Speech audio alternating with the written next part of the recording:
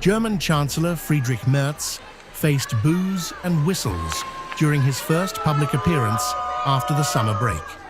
Visiting wildfire-hit Hürtgenwald to thank emergency responders, he was confronted by protesters angry over his delayed arrival and demanding stronger climate action as the political backlash intensified. I would like to thank Mr. Merz for coming to Gay today and expressing his gratitude to the rescue and emergency workers. But saying thank you is not enough. I believe further steps need to follow, and for me that means putting climate protection first. People should come before the economy. We need a climate adaptation law, and I expect him to enshrine climate protection in Germany's constitution. I also helped during the emergency and took in evacuees. As I said, simply saying thank you is not enough. We need to do much more to protect our world and our climate, including here in our small village of Gay. The anger focused on Merz's decision to visit only after the blaze was extinguished. He was on summer holiday as the fire raged, while NRW Premier Hendrik Wüst had interrupted his holiday to visit. Merz defended his timing, saying he had offered to come earlier but was asked to wait until the emergency operation was over. We actually spoke on the phone several times the weekend before last, and I offered to come here. But you said, "Ma, come afterward." And then I said, I'd be happy to come as soon as possible to see what happened here, but also to see what we can learn from this together. I am here in my home village of Gay, which I had to evacuate during the wildfire.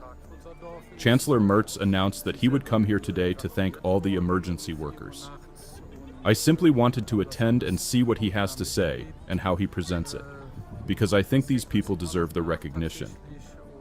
The solidarity we experienced here cannot be taken for granted. And the fact that everything worked so well was wonderful. This is not supposed to be a political event, but as the head of the German government, I think it is good that he comes here and shows his presence.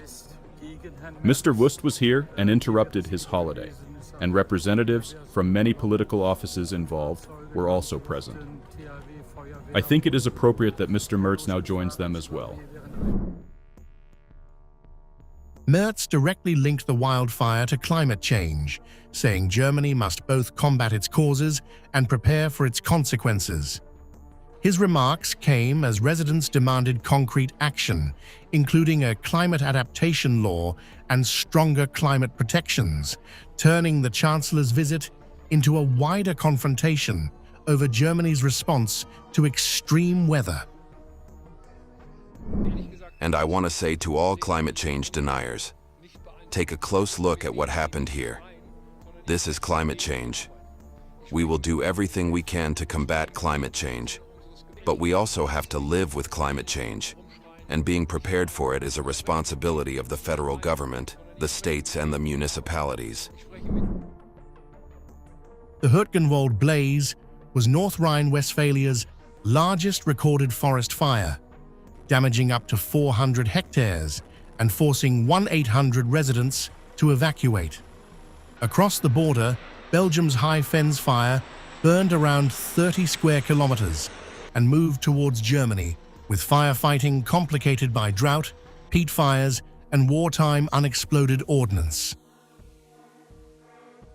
So we managed to maintain the fire where we are, where the firemen are situated, but there's still a place which is totally inaccessible, where the fire is still going on in the direction of München in Germany.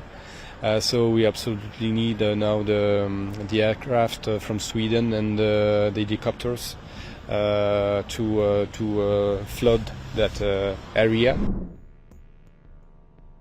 The fires have now put climate adaptation and emergency preparedness firmly back on Germany's political agenda.